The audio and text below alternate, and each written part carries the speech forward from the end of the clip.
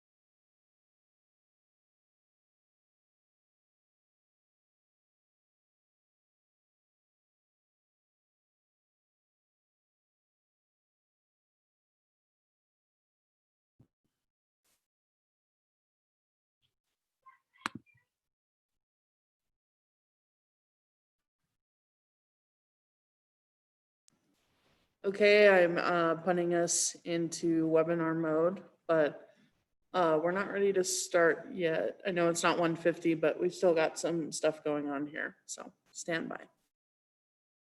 Thank you, Kara. I think that's Kara, right? Yep, that's me.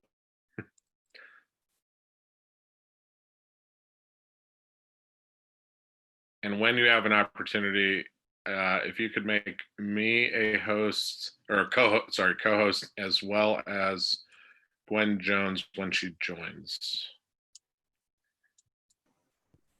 Yep, I can do that. Thank you.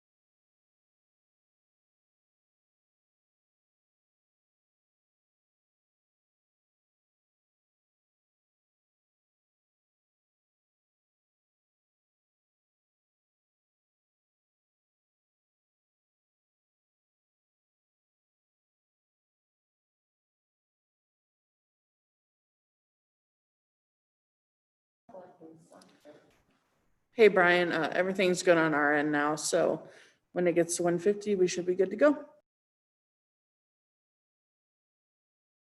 I'm muted. Sorry about that. Thank you. I don't see Gwen on yet. We'll just need to make her host when she joins. Looks like we still got a ways before everyone's attending, it looks like.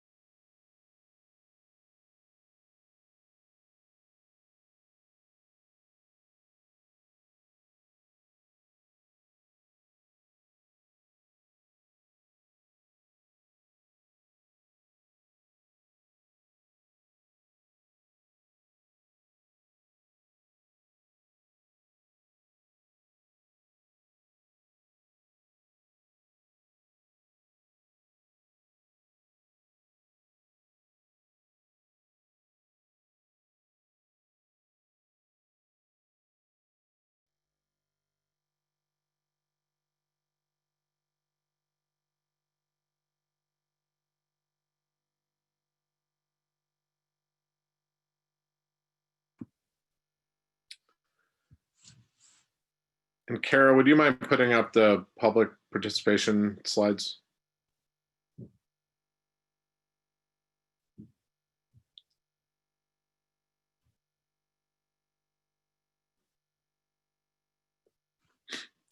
Thank you.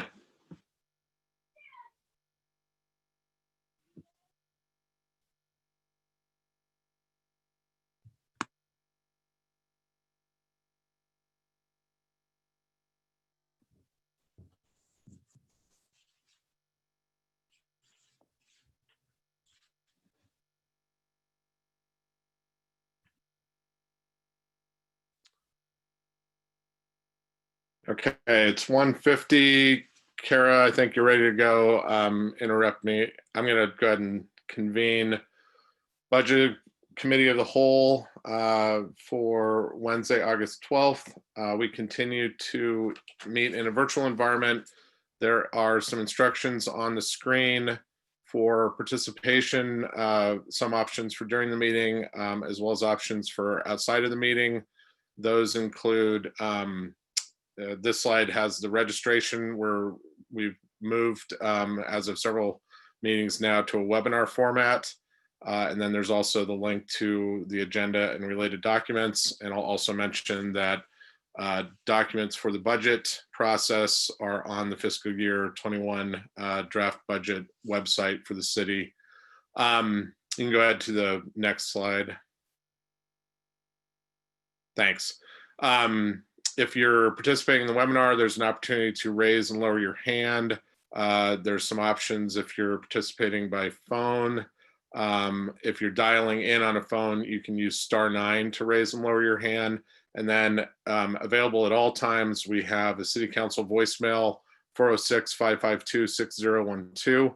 That goes to all council, as well as an email that goes to all council members, council@cia.missoula.mt.us. Thanks. You can go back to the regular screen. And our first item is roll. Could you go ahead and call roll? I sure can. Thanks. Anderson, Yes, or present, sorry. no worries. Becerra, Present. Contos, Here. Harp, Present. Hess, Present. Jones, Present. Merritt. Merritt, is she out today? She's here. She might be late. Okay. Ramos, did he make it in? I heard he was going to be late. He's going to be late as well. He sent a notice. Okay. Cheryl, Present. great. Vasika, Present. I see Brian is here, and West. Present. Okay, great. It looks like we have got 10 people here so far and 2 on the way. Okay, thank you. I'm not seeing minutes attached. Kirsten, is that correct? Yes, there was a little bit of a glitch last week and we lost some of them, but the minutes are on their way.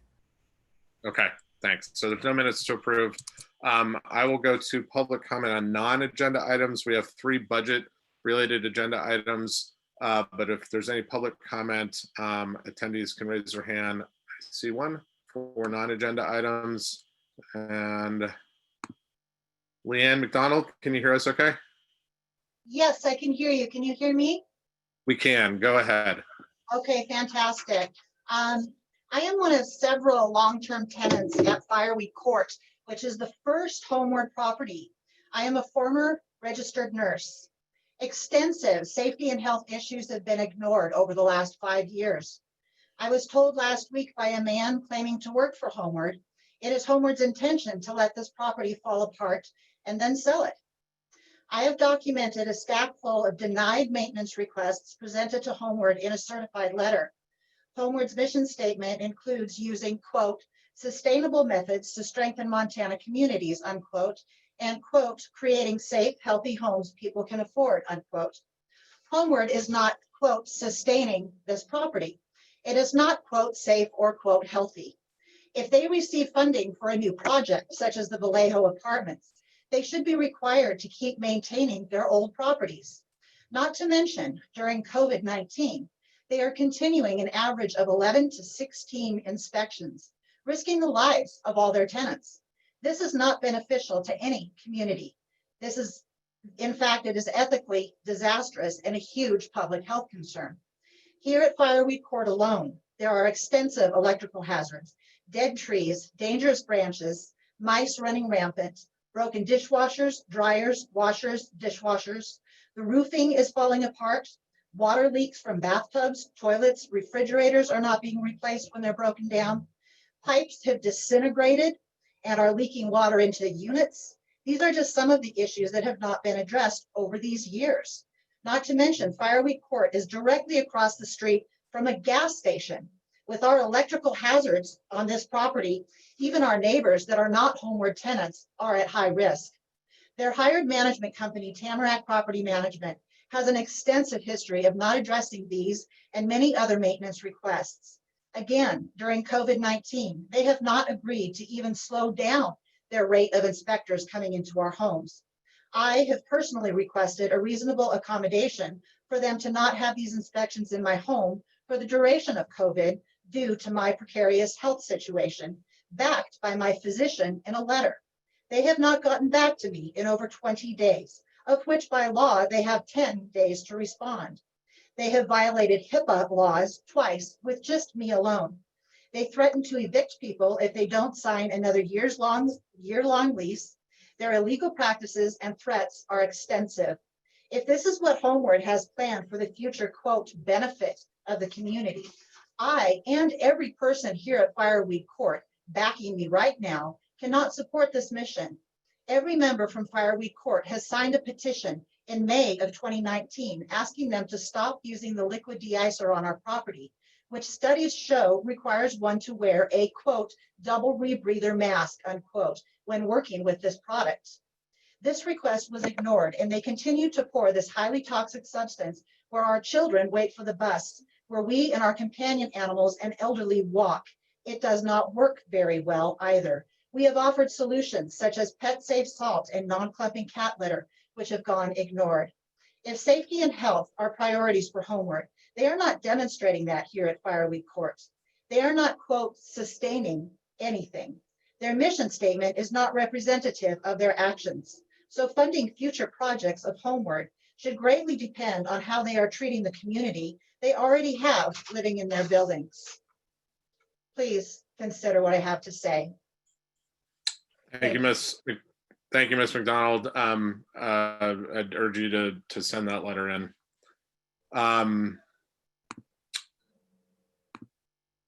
And I'm not seeing any other hands up for non-agenda public comment. So we will move to our regular agenda. We are continuing with fiscal year 2021 budget, and our first topic today is development services budget. And I'm not sure who is presenting on that. Alicia Vanderheiden is here representing Development Services. I should have known that, Alicia. My apologies. I see you there. The floor is yours. Thank you very much. I'm going to share my screen.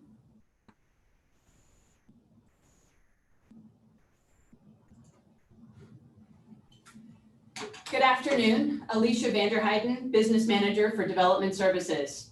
I'm happy to be here today to share information about who we are, what we do, how we do it, and the support we are requesting for fiscal year 21. Who we are is a diverse team of professionals organized within 6 distinct divisions, led by dedicated managers and a powerhouse staff. Managers provide leadership, mentorship, conflict management, collaboration, and innovation. They ensure that annual work plans reflect the goals of the city and strategic plan. They ensure that the staff growth is supported through professional development opportunities, cross-training, and project management. Managers continue to tackle evolving challenges and opportunities with COVID-19, including new remote operations and impacts to traditional public participation in plan development. Gone are the days of large community gatherings and design charrettes. We have had to learn to work in new virtual settings. Managers also ensure efficient operations and a lean budget. We have become experts at doing more with less. Lastly, managers also provide educational opportunities throughout the year on division-specific goals and objectives with the public, council, university, and neighboring states. Development Services has 56 positions. We also have 4 paid interns this year working with transportation, engineering, and long-range planning. Almost half of our positions, 26 in total, are associated with 2 unions. In fiscal year 20, staff navigated a changing health environment, providing rapid response for new operational needs, including fillable forms and virtual inspections, as well as other adaptive solutions for the submission and review of permits, plans, licenses, and more. Development Services continued working during stay-at-home orders to mitigate impacts to local residents and the business and development community at large. Our administrative assistants continue to manage an operations center in City Hall. They have taken on additional tasks in support of remote work opportunities for others. This has aided in reducing health risks by having fewer employees in the office. We also successfully negotiated 2 5-year union contracts with the Montana Federation of Public Employees for the Development Services and Building Inspector bargaining units. These contracts addressed compensation packages and included new and progressive ideas for performance evaluations. Additionally, several non-union reclassifications and changes based on the results of market surveys were completed last year. These important actions resulted in an increase in general fund support from the previous year, but there is more to be done. Additional work is still needed to manage the complex recruitment and retention issues the department has been enduring the last 2 years, and to review the compensation of non-union and management positions, including permit coordinators, administrative assistants, and engineering staff. The department experienced several failed recruitments in fiscal year 20 and currently has 9 vacancies, including the director, 5 planner positions, 2 inspectors, and a transportation engineer. The director position has been open for over a year. The permanent land use division has been operating at 50% capacity for more than 6 months, yet the type of projects received are increasingly complex and require skilled leadership and additional staff time for review. These issues affect capacity and the timely delivery of services, but they also negatively impact morale and innovation. Department staff were actively engaged in the development of the 2020 strategic plan. They have participated in discussions regarding organizational framework and realignment, and look to support functional work teams in future that will enhance our operational efficiency. What we do is evident in everyday life. The service and value our department provides are part of the reason Missoula is recognized as one of the most livable cities in the US today. Development services staff navigate challenging issues and levels of growth found in larger metropolitan areas without the staffing and funding found in those larger urban centers. Our professional staff work hard to understand and support community values and to maintain diverse, character-rich neighborhoods as we grow. We balance competing interests and pressures from different sectors, ensure that safety standards and regulations are met, and employ creative solutions to preserve and enhance our assets, ensuring that Missoula will continue to be a desirable place. Our professionals continue to provide a high level of customer care and to deliver quality services, plans, and programs for the public, including large-scale, intense projects like the review of Missoula subdivision and townhome exemption development regulations, and also the Mullen Area Master Plan, led by Senior Planner Tom Zavitz in cooperation with Missoula County and other partners.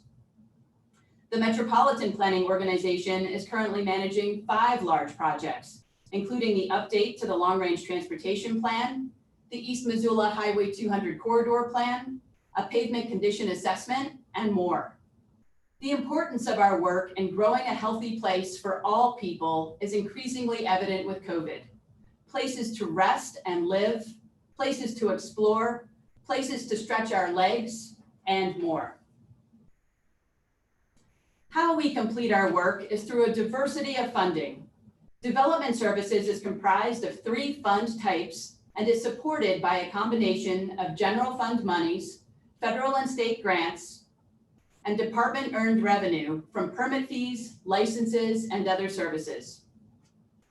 Development services constitutes approximately 5% of tax-funded expenses at the entire city level. Several of our operations are self-sustaining. The offices that are general fund supported, including permits and land use and engineering, also provide over half of their operating expenses through revenue from in-house services. Between 60 and 70% of revenue is derived from fee for services, while tax-funded operations make up between 20 and 30% of revenue in a year. The fiscal year 21 department budget is roughly $6.6 million, 75% of which supports personnel, leaving another $1.67 million in non-personnel operational programmatic support. The majority of non-personnel support is available to enterprise and special funds, including building and transportation. General fund supported programs like the Historic Preservation Office average only 9% of their budget for non-personnel support. Although the changing health environment with the outbreak of COVID-19 raised questions, and impacted several development projects, 2020 is expected to be on par with the previous 2 years in residential units permitted. 157 units were permitted through the end of June, and another 126 units have been permitted in the month of July, raising the current total to 283 units. We are clearly short of planning and development projections, which recommend an average of 600 units per year to meet established need. And as we know, additional supply can support our goals for affordability. Looking ahead, we are starting to see movement on some platted subdivisions, which will result in future building permits, and we have other large projects in the wings. At the bottom of this screen, you'll see 2 graphs. The first provides an illustration of the ebb and flow of permit submissions for new building permits and remodel permits over the course of the year. The total permits issued in 2019 was over 7,000 in total. The 2 charts at the top of the screen provide a comparative view for the first 6 months of 2019 and 2020 for building permits and all permits. As noted, we are on par to mirror previous years. Although the number of permits and dwelling units is comparable to mid-year data for 2019 and 2020, the market value of construction after 2 quarters is soaring, providing an indication of a healthy building environment and a strong local economy. Looking out across the city, work is underway in every sector of town. Construction is showing no signs of slowing. Several large-scale projects are underway that impact these figures, including the Missoula International Airport, the VA Hospital, DJ&A Office Building, and the St. Patrick's Critical Decision Unit. A number of other projects are also upcoming, including a 122-unit hotel, 105 units of apartments at Grant Creek Village, a 3-story office mercantile in the Old Sawmill District, and more. Missoula's growth has leveled out to some degree since 2017, but again, development and revenue projections are generally anticipated to mirror last year.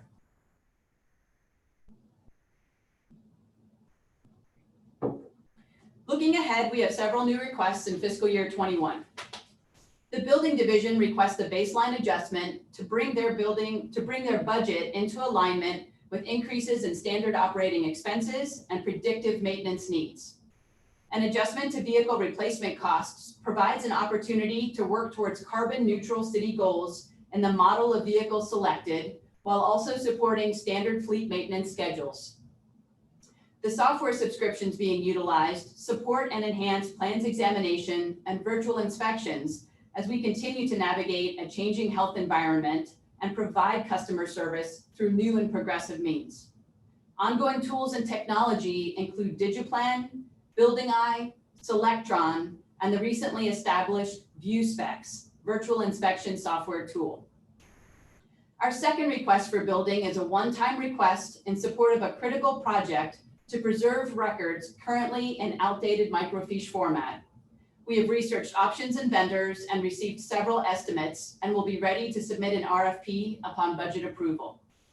The final product, digitized images, will be indexed and saved in an accessible format, likely PDF. We will integrate it with automation so they can be made publicly available as appropriate, limiting staff time in fulfilling records requests in future. Both of these requests would be self-funded. They do not require general fund support. The Transportation Office has 3 programs. We have 2 baseline adjustments in fiscal year 21 for the Metropolitan Planning Organization and Missoula in Motion that bring their budgets into alignment with increases in revenue from federal grants. These 2 requests do not impact the general fund. The Bicycle Pedestrian Program is funded by a combination of general fund dollars and approximately a $45,000 federal grant for programs. The Bike Ped program requests an additional $908 in additional support from the general fund to offset increases the program pays the Montana Department of Transportation for indirect costs on 2 of our federal grant contracts that utilize congestion mitigation air quality funding. The Long Range Planning Team will utilize professional services in support of fiscal year 21 programmatic work plans. Planning seeks to utilize $7,200 from their dwindling fund balance as a supplement to the $50,000 programmed in their annual budget to cover the total costs of anticipated professional services and expanding current contracts and also securing new contracts for work. The fiscal 21 year projects will include the continuation of 2 large projects underway, the Mullen Area Master Plan and the Subdivision Regulation Review and Recommendations Report. It will also include a review of the growth policy, future amendments to the subdivision regulations, and a parking analysis in conjunction with transportation planning and other public partners. This request does not impact the general fund. Long-range planning's second request of $14,100 is for general fund support. The long-range planning team works to guide growth and development in the city of Missoula by assessing the wishes of the community for the future and establishing goals, objectives, and actions to achieve that vision. Their critical work forms the foundation of all city plans and is fundamental to the new City of Missoula strategic plan. The effective delivery of services requires both personnel and programmatic support. Long-range planning is supported by a combination of planning mills via an interlocal agreement with Missoula County, in addition to $18,900 in annual general fund support. The city's annual support of $18,900 has not changed in the last 6 years, and annual revenue from planning mills has been static. Revenue streams are not keeping pace with the cost of professional staff the last several years, as shown on this graph. Long-range planning requests an increase in annual general fund support from $18,900 to $33,000 annually to help offset costs incurred with the provision of the new Engage Missoula website and escalating personnel costs. The new Engage Missoula platform benefits the community through enhanced customer service and supports transparent communication of project processes. Personnel support enhances professional growth and retention. The risk associated with a growing disparity between revenue and personnel expenses is that programmatic budgets will quickly be decimated, affecting training opportunities and support for critical projects like the Mullen Area Master Plan and others. The addition of $14,000 is a worthy investment in a small but mighty planning team. Our last request is for the Historic Preservation Office, which is quickly emerging as an innovative and accomplished program. Historic Preservation requests $11,700 in new general fund support to hire a part-time paid intern. The Historic Preservation Officer has supervised and mentored 4 interns over the last 3 years and has utilized their time and skill to support the preservation of the Randolph Moon Homestead, unveil innovative pop-up museums for the public, and establish the ever-engaging Unseen Missoula program in collaboration with partners.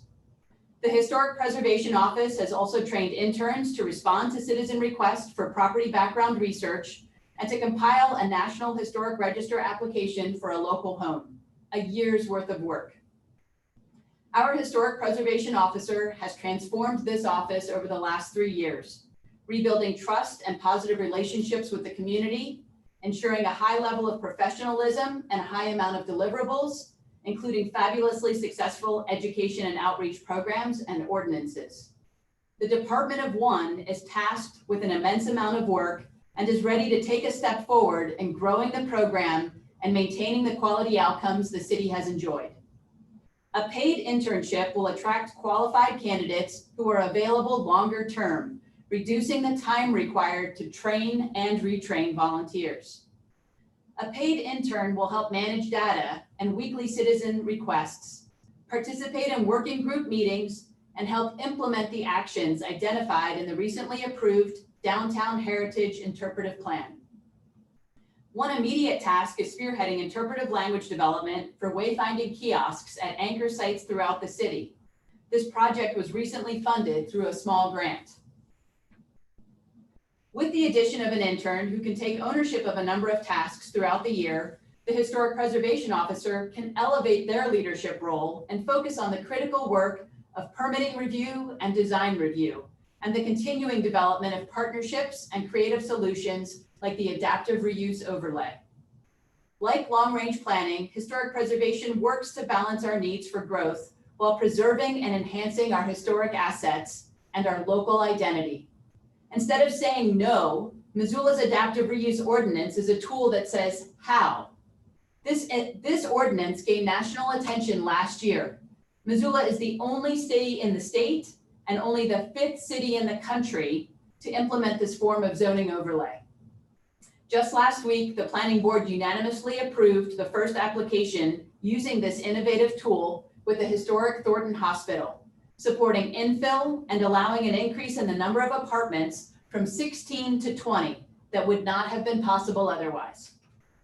Missoula's Historic Preservation Office is providing leadership that is drawing positive attention to what makes Missoula unique and is initiating opportunities for diverse partnerships. The programmatic elements being delivered are exposing different people to the history of our community, creating a stronger connection to place, which will have lasting effects on the next generation. The current Historic Preservation Office budget supports the officer position and only $7,000 in operational funding. This general fund request is the first in 6 years and meets the city's strategic goal to reinforce the identity of the community through support for historic preservation and planning. In conclusion, Development Services seeks a small investment of general fund support in fiscal year 21 to maintain and enhance innovative planning efforts that ensure Missoula continues to be a character-rich, livable place for all. This fiscal year 21 request represents only 1% of existing general fund support for development services and divisions. Thank you. Thank you, Alicia. Appreciate the presentation. And on that note, I don't think I'm not seeing the presentation on the budget website. It's very informative, and could we make sure to get that posted up there? I see the new requests up there. So let's make sure we get the presentation up there as well. I'm going to get to questions in just 1 minute. First question, Dale, could you guide council and the public in terms of tracking now that the administration has presented its the funded items on identifying whether new requests have been funded by the administration or not? You bet. Dale Bickle, city's chief administrative officer. Right on the front page of the City of Missoula's website is a big icon related to follow the city's budget. And that will take you to 2 areas that you can go to. One is the city's Engage Missoula page. There's budget information located there and the ability to provide comment. There's a survey. The other track on those links is the link to the FY21 budget information that is listed on the city's finance website. In that document, there are a list of all of the documents specific, and then I would draw citizens' attention to the new requests and tax scenarios spreadsheet on that on those finance lists, which shows the items that are currently funded in the mayor's budget.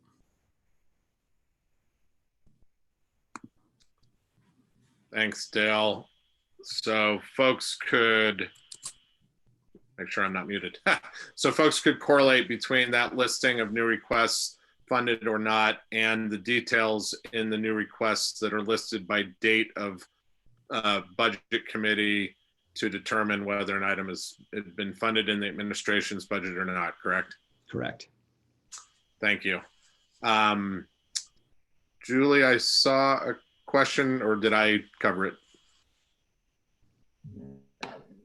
A couple of things popped into my head, but one thing I will say is that I really support, and I hope the mayor's budget supports, the digitization of those records that Alicia mentioned.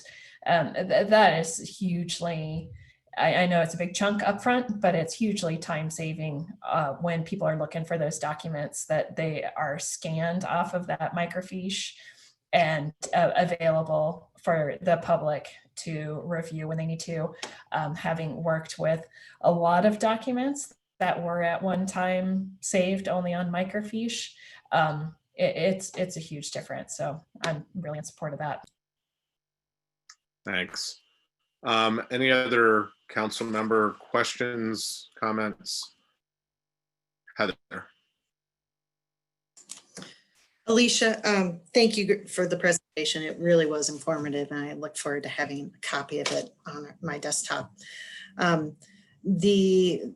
One of my concerns has been for the last couple of years, but this year especially, the number of vacancies that we have just seems overwhelming. And so can you speak to more about perhaps what the reason is that we continue to lose people from this department, knowing that this is how we were able to make sure that we continue to put roofs over people's heads?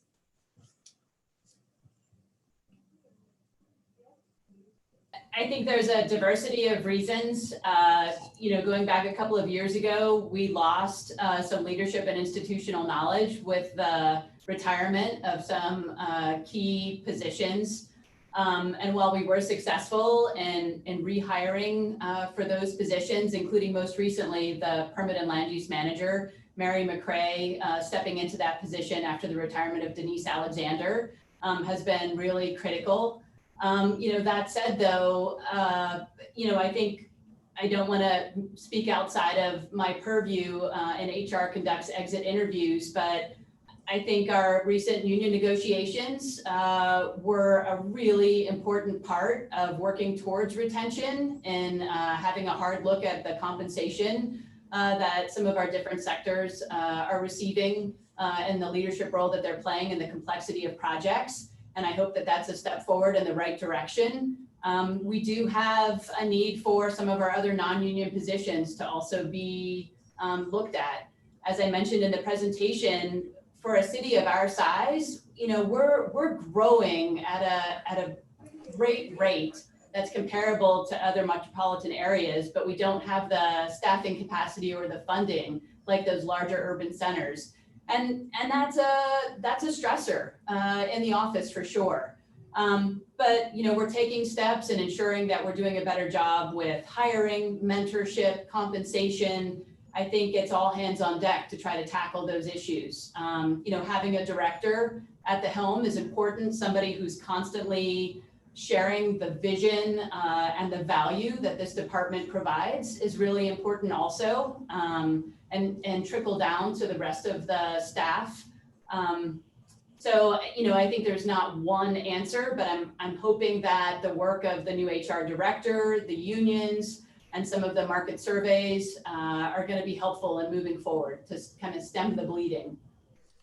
Thanks for that explanation. And will you pass along my thanks to Don Veru for stepping back in as interim director, that I know has really helped to glue all of you together. So special thanks to him. Thank you for answering my questions. Julie? Sorry, I wanted to follow up on the question that you posed to Dale, Brian. Sure. I am not seeing the information that Dale referenced.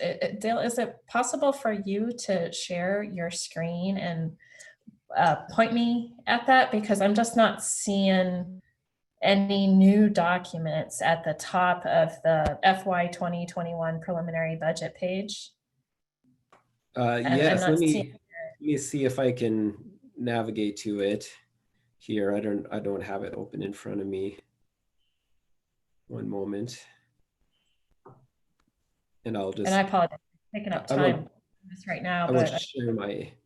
No, this is important. And while Dale's doing that, Julie, I think what I got, so at the top of the 21 preliminary budget page, over in the second column, there is a new requests fiscal year 21 link.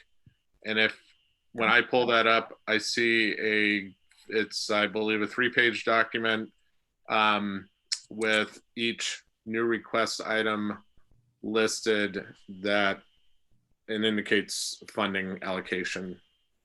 Did that help at all? Well, yeah, I've looked at that document times over the past few weeks. So are we saying that this is a new document than what was up there before? Yes, that budget, that has been updated to show which requests are in the mayor's budget. Okay, it would be really helpful if this document had a date on it.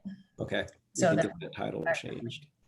Uh, And it'll be, yeah, and now that we have our numbers, these things will continue, it may continue to change a little bit. I'm trying to, my computer is running awfully slow here. I'm trying to open that. Well, I do think that Brian answered my question. That was the document that I was looking at. I just couldn't tell that had been updated from what had been posted there before. That document just really needs to have a date on it. Yes. Yeah. We'll make sure that happens, Julie. Thanks for highlighting that. So Dale, I'm going to move along. Is there any public comment on this item from Planning Development Services? Not seeing any. We're going to move on to the next area, which is the mayor's office, I believe. And Dale, are you going through that? Yes, Dale Bickle, Chief Administrative Officer. The mayor's office budget is simply the mayor's and office staff. What I am going to present on are the new requests that are coming from the mayor's office, or I'm presenting for, or just because they just don't fit in a good place elsewhere. So I am going to share my screen.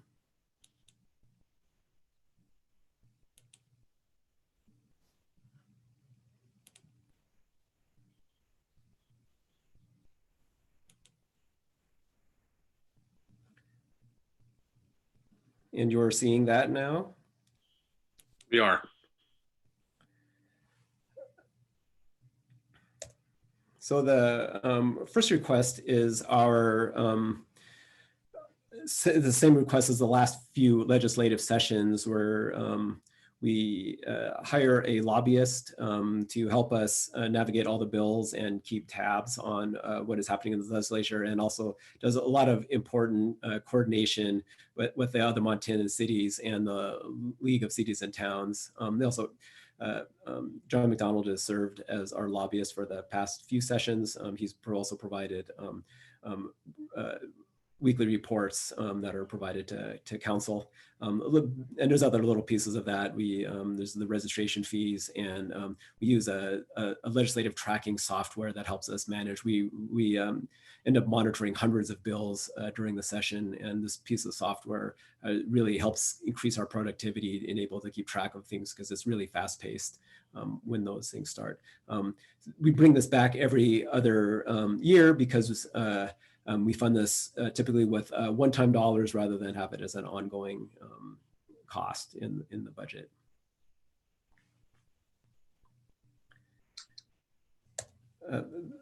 The next request is partially new and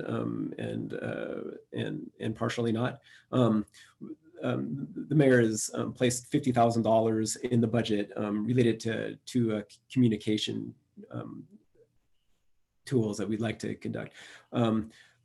We did a citizen survey in 2018 where we are asking ask a private, how do you feel the direction of the city is going? What are the top issues facing the city? How are specifically departments doing in roads or police or fire? And it's getting a little bit dated in 2018. We'd like to do that again.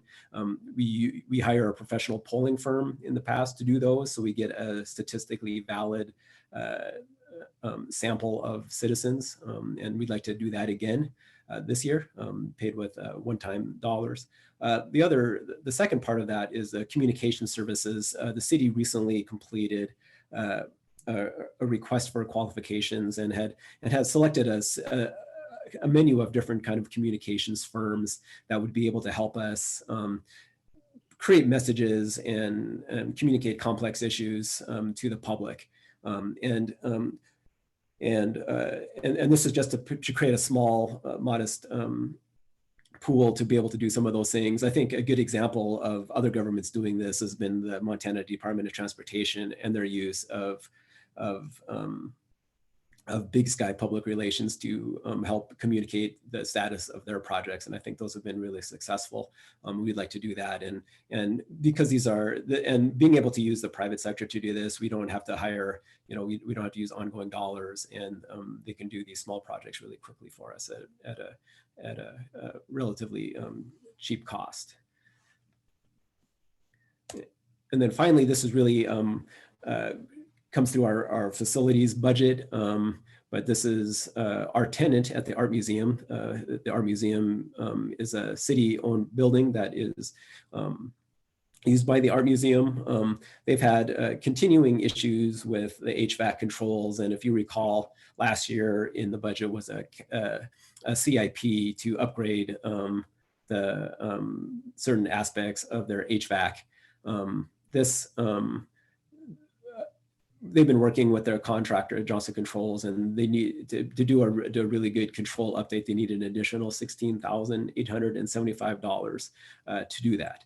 And it'll help not only with the old HVAC system, but it'll help preserve the museum's collection. This request currently is not in the mayor's budget. We are looking at that in the context of through McKinstry, our energy performance contractor. The museum is going to be a participant in that, and we're intending to do the energy audit. That's not the exact right term, but of that, and we're looking for an opportunity to be able to pay for a lot of these HVAC upgrades in there through a potential energy performance contract. So we will continue to be looking at that. So Dale, if I could, on that item, I want to make sure I and everybody else understands that. So what's being proposed is that for this to happen, but its funding source is connected to energy savings through the performance contract. Am I putting that accurately? Yeah, we would like to do that. It hasn't been considered yet. And so rather than put this in the budget at this time, we'd like to just go down the path of that energy audit. And that's why it's listed currently on the sheet that we were just talking about with Julie in the non-tax revenue column. Yes, yeah, and it should be listed as a not funded item actually currently. I think that's part of what might be confusing is I see it listed as the third item, the one-time cost, the total requested, and then it appears in non-tax sources. So I think it appears to us in the public as a funded item with non-tax revenue as a source. That's the way I'm reading that chart. Okay, I'll make sure to review that with finance to make sure that this is updated, because I did see that that there is one column that's in the internal documents that didn't appear to show there. That would be really helpful. So I'll work with them on that. That might be the missing column. Heather. Thanks. Dale, I really appreciate your presentation today. I wanted to first kind of just speak to the cost of the surveys and communications piece. Whereas it may seem like this is a lot of money, it also allows us to actually put a pulse on our community's perspectives and what they view and validate as needs. And just in 2 years, I suspect that we might see some significant changes, or maybe it's just one and the same. But I think it behooves us to make sure as electeds that we understand where our constituents are coming from and what their needs are, and if they are being met. When Jordan and I went to New Zealand, I was very happy to learn that they do something very similar. Our Engage Missoula site that we now use is something that they've been using for some time, and it's a really great data gathering type of mechanism. In the private sector, in the nonprofit sector, there's this thing called market research that most firms will engage with in order to really understand what the market is. And essentially, that's what this is going to be able to provide us with, is that research that we need so that we can continue to be very cognizant and make sure that the departments across the board continue to be both effective and efficient at what they do. And they can't do that unless we know what we need. So I really do appreciate that, to say the least. And in regards to the legislative matter, this is, correct me if I'm wrong, Dale, but I think this comes up every other year in our budget because of the biannual, right? Okay, so it's not an annual deal or an annual request. And this is, again, I think, really important because the state legislature needs to know what each community's needs are. And as I serve on the League of Cities and Towns, that is one way that we collectively work together, but it is not one and the same as individual communities trying to make sure that their voices are heard. And because especially our smaller communities are very different from our rural communities, or sorry, our rural ones are very different from our urban ones, there are some significant needs that are different. And I think it's really critical to make sure that we stay on top of it. And knowing how that legislature works, it's not easy to track. And that's why it's really important that we have an individual who can actually represent us. Thank you. Amber? Yeah, so Dale, with the lobbyists, because I was not 2 years ago, wasn't around talking about this. So is that a share, and maybe I missed this and I apologize if so, but is that a shared lobbyist with other communities? It's not the same lobbyist as the league uses. I'm just kind of curious to know more about that. Sure. When we hire a lobbyist, in this case, it's been John McDonald. He's the only city. We're the only city that he's representing. He has other clients that he does, but he doesn't. He won't represent another city. Though he does work very closely with the lobbyists of the other cities and the League of Cities and Towns. Okay, thank you. Any other questions or comments from committee members? Okay, I will quickly add, and I'm not sure they're still on, hopefully Alicia and Emmy Scher, I meant to conclude the prior topic by thanking you again for the presentation, and I appreciate that you highlighted Ms. Scher's work in the Historic Preservation Office. It's correct that she has basically transformed that office, and I was glad to see that recognized, and apologize for forgetting to state that earlier. And seeing no, I wanted to also emphasize, Dale, your point, just as an affirmation, on the communications line front, the work that Big Sky Communications has done on behalf of MDT truly has been exceptional in terms of keeping the public informed.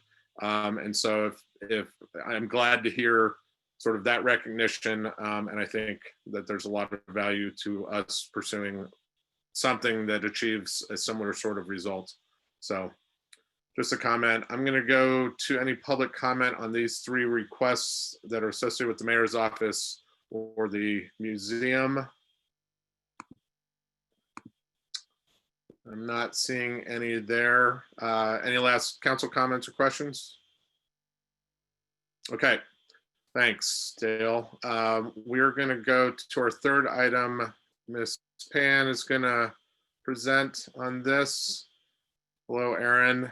And I want to just quickly, before Aaron starts, highlight, as Mirta and I did on Monday night, that and Aaron will speak to this, but really place the LEARN project in the context of the greater context of equity work, equity and inclusion work that the city is committed to doing. I think sometimes with the titling of things, it can look like it is exclusive to this project, and really that's not the case. This project fits within a broader context for city activities, and I'm sure Aaron will speak to that. I also want to give Mirta an opportunity to speak to that briefly as the chair of the ad hoc committee. Go ahead, Thank Mirta, you. if you'd like. Thank you, Brian, and thank you, everyone. I truly appreciate having this item included for this year's budget. I really believe that in order for us to address issues of systemic racism, public safety, and racial discrimination in our community, we need to look both inward at the way the city operates and outwards in terms of how the city and the community interact in order to have meaningful, positive change. So this multifaceted approach requires commitment and it requires funding. And this funding for the coming fiscal year is to get us started, but we need to remain open and committed to different ways to address these important issues in Missoula. So for now, in the first attempt at building a path to change, the work of the Learn team is one of the things that this funding could be used for. But I also wanted to be clear that this funding is not for the exclusive support of the Learn team, but rather to begin supporting work that will get us to much needed positive change in Missoula. With that, I'll turn it back to Brian and Erin so she can better explain how this will fold into some of the other activities that are under her department. Thanks. We'll give the floor to you, Erin. All right.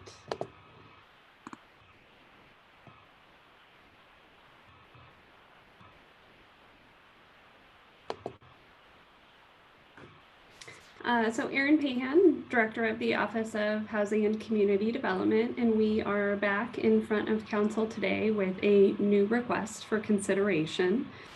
This request is directly related to the commitments that the City of Missoula has made in our 2020 through 2023 strategic plan.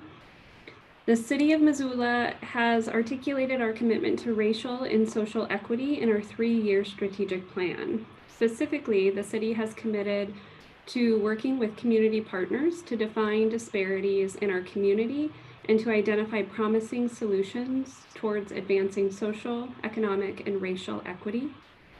We've committed to creating a pro-equity policy agenda that will advance racial and social equity in the areas of economic development and jobs, the environment and the climate, housing, health and behavioral health, the justice system, and mobility.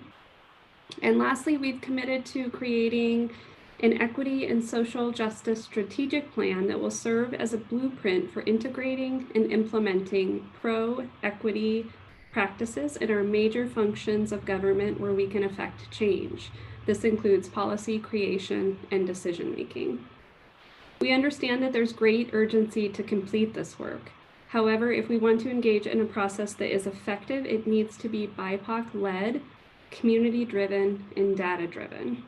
And for those of you who might be hearing that acronym for the first time, BIPOC stands for or refers to Black, Indigenous, People of Color. The City of Missoula is proposing a 2-phase process that will support BIPOC-led community-driven work alongside city-driven internal work.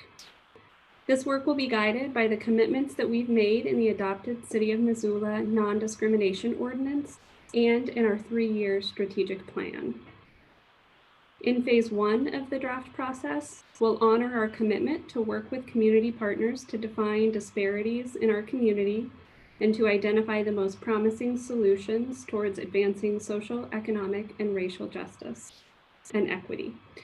We will also conduct an internal policy analysis and equity audit to ensure operations, policy creation, and decision-making reflect the City of Missoula's goals to advance racial and social equity. In phase 2 of the draft process, we'll partner to create a pro-equity policy agenda for our community that will advance racial and social equity in the areas of economic development and jobs, environment and the climate, housing, health and behavioral health, the justice system, and mobility. Additionally, we will work within the City of Missoula to create an equity and social justice strategic plan that will serve as that blueprint for integrating and implementing pro-equity practices in all of our major functions of government. I'll come back to the slide in a minute so folks can have a bit longer of a look. So to support this work, we are requesting an investment of $100,000 to embark on the first phase in the City of Missoula's racial and social equity policy work. This investment will support Learn Missoula's efforts to address anti-racism at a structural level in local government and municipal systems using both qualitative and quantitative research. Learn Missoula is a predominantly BIPOC research team working to address anti-racism at a structural level in local government and municipal systems. Using both qualitative and quantitative research, their work will focus specifically on centering BIPOC voices to dismantle systemic oppression and precipitate change in the public sphere. This investment is essential and will serve as a necessary building block and catalyst for meeting our community-based goals to advance racial and social justice as stated in our strategic plan. Additionally, this investment will support the City of Missoula's internal efforts to conduct a policy analysis and equity audit. While we anticipate the work completed by Learn Missoula will assist us in this effort, we will need additional support from professionals experienced in conducting this type of audit, as well as from the BIPOC community. To more specifically address the community-driven work, Learn Missoula will engage in qualitative research that will connect lived experiences of BIPOC community members to systemic challenges in a quantifiable fashion to create a comprehensive action plan. Ultimately, the goal of Learn Missoula is the generation of practical knowledge that will help create that specific action plan for the City of Missoula and Missoula County government. However, the detailed scope of work and outcomes for this have not yet been determined. These would be identified through a formal contracting process, and that would be presented to the Missoula City Council for approval. To more specifically address the city-driven work, city-driven research and analysis will identify macro-level policies, key departments, and programs to participate in an internal policy analysis and equity audit. When completed, the policy analysis and equity audit will provide the City of Missoula key findings and recommendations that will serve as that blueprint for integrating and implementing pro-equity practices in all of our major functions of government. The results of both the community-driven efforts and our internal city-driven efforts will be reported throughout and at completion to the Missoula City Council, key stakeholders, and the community at large. And with that, I would love to answer any questions that you have. Thanks, Erin. Questions from community members, comments?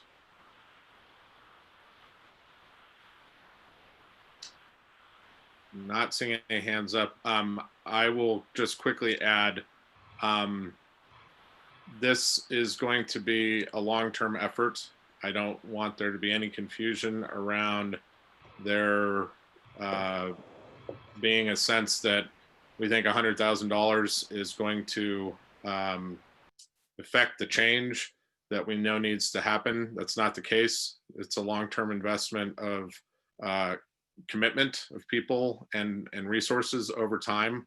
And I just want to be really clear about that and my personal commitment to that. And I don't want there to be confusion around the amount. I think from Mirta, my perspective, this is an opportunity to make sure we're positioned to work on the things that we know are coming up and still evolving, give those the space to evolve as they should, and be positioned to act and to adjust as we need to adjust going forward.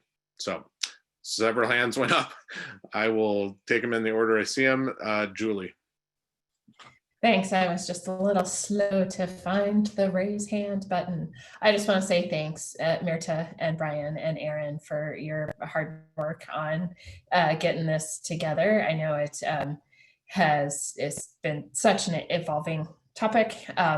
I think it is a good start, and I am happy Brian express it that way, that this is not the end all be all. This is what we think we can get us started down the right road. So really appreciate everybody's hard work on it. Thanks. Thanks. Heidi. Thank you. So I have a question. There's something that's come up several times in public comment, which is how we would maybe implement some mid-year programs, for example, based on outcomes from this work and the things we learn. Could you just briefly address what that could look like if we decided to implement something that came out of this work mid-budget cycle? Aaron, do you want to take a stab, or do you want me to? We may have different answers. I don't know. Why don't you start? So yeah, it's a great question, Heidi. I think that what the question makes me think of, and I'm sure this isn't comprehensive, is we have mechanisms at our disposal to adjust our budget, and we do so all the time through the year through budget amendments. We do that based on any number of circumstances and emergent needs, and I think more than emergent needs, emergent opportunities. So that kind of speaks to, I think, the funding side of things when it comes to what those things actually are from the standpoint of initiatives, ordinances, resolutions, and programs that we either implement or are a partner in. Again, we have the ability and the authority to do what we can muster the funding and resources and partnerships to do. And I'm sorry to not put it more articulately, but does that get at your question? Yeah, I think I just want to reassure members of our community that we aren't, inflexible once the 2021 budget is approved. I think that's super important. Yeah, it is. And I will underscore that with the biggest virtual marker I can find. We adapt. I mean, there's a lot of examples in the past. Emergency winter shelter, honestly, is one of those from a couple years ago. We have been pursuing it more on an annual basis now, but it was only a few years ago that, frankly, we were dealing with it on a much more emergent basis, and we did so with funding and partners and results mid-year. So, And I would just add, as it applies to the community-driven work as well, we are one of many partners in that work, both at an engagement level and at a funding level as well. And so I think that will be a broader community conversation about how we move ahead and how we fund those implementation steps. Yeah. Brian, if I may, I also wanted to add that one of the important aspects of funding our commitment to addressing these issues in the community is the leverage that this funding allows us, because as Aaron mentioned, we are working and should continue to work with the nonprofit community, also grants that can become available. So I think it's important that we have this commitment in the form of funding so that we can be well positioned should any opportunity for further funding for the work that we know it's coming, for us to have that in our budget. Thanks, Marta. Heather. Thanks. I may have missed this, Aaron, but where is this $100,000 being requested from? So this is a ask of the general fund. Of the general fund, okay. And is that a change from what we kind of originally envisioned coming out of the MRA as a? I don't think there was any conversation, at least that I was privy to, about this funding coming anywhere besides the general fund. I think this is just the first formal ask of its kind. Okay, yeah. Thanks. And then just to follow up, part of me was thinking that we were already undergoing this LEARN project. So how soon can we actually start this process, assuming this is approved? So the LEARN Missoula is currently working on drafting a proposal. part of the information that they needed to draft a proposal was to have a better sense of the data that the city of Missoula and Missoula County currently capture. And so we are just concluding that data audit for them and getting them that information. And we anticipate that we will have a full scope of services to present to City Council relatively soon. And at that point in time, that will launch or be the starting point for that work. Okay, and then final question. Is the plan still to do like a 12-week research project? Is that the goal? You know, I don't have specifics on the dates. I do know that they are taking a comprehensive look of what that work, as to what that work will look like. I think we may see that date shift, but I can't speak to that right now, but we should have a proposal to bring to you with more details soon. Okay, sorry, one more question. Is some of this work also going to be coordinated with the Criminal Justice Coordinating Council? Sometimes I just think there's some overlap in the data that both organizations would use, especially around people who who are low income. I just think that is really oftentimes at the center of a lot of our social unrest. Yeah, that's a great question, and absolutely. Kristen Jordan, who coordinates the CJCC, the Criminal Justice Coordinating Council, and Quinn, who is the data analyst with that effort, are actually the individuals at the county who are engaging in the data audit from the county side. And so I think that alignment will be made through the data capture and then along the way as well. Great. Thank you very much. And Heather, I'll just chime in. I fully expect it will be a longer project than was initially conceived in the sort of initial draft proposal, really, which was sort of a pre-proposal. So I don't expect it's going to be. I think it is evolved appropriately so into a community level effort that would be longer. But we'll get those details. I was just going to say that's probably actually for the better. I thought about 12 weeks and thinking, if this is truly supposed to be qualitative, that just doesn't seem like it would be enough time. But there's an urgency to it, and I'm delighted that this is moving forward. Amber. I think most of my questions have been answered, but I just want to support this. I'm excited to see kind of phase one happening. It's going to help all of us understand where we can do better and allow us to see whether I'm sorry, I've got some construction going on in my house, so it might be a little loud. We have a leak.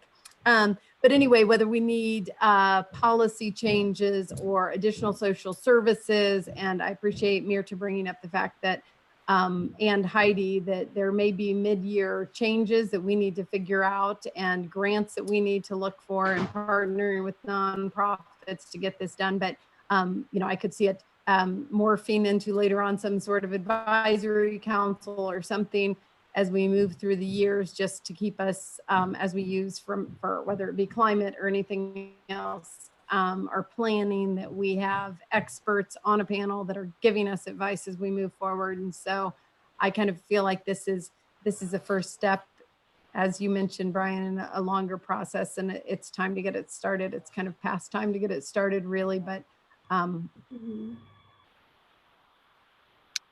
Thanks. Not seeing any other hands up. Is there any public comment on this item?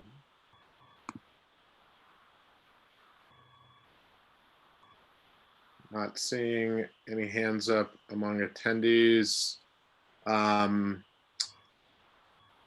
Any last comments from committee? Okay, just as a process, public hearing continues to stay open Monday evenings. We have some final meetings coming up in BCAL over the next couple of weeks. Dale, I know, will work to get the new request document that was brought up dated, and I think that column maybe that's missing off that spreadsheet updated for people to navigate the specifics on what's been funded. And for clarity, the equity work that Aaron just described is in the administration's budget at this point. So With that, I think we are done. Am I missing anything from anyone? Okay. We will be adjourned. Thank you, everyone, for your time.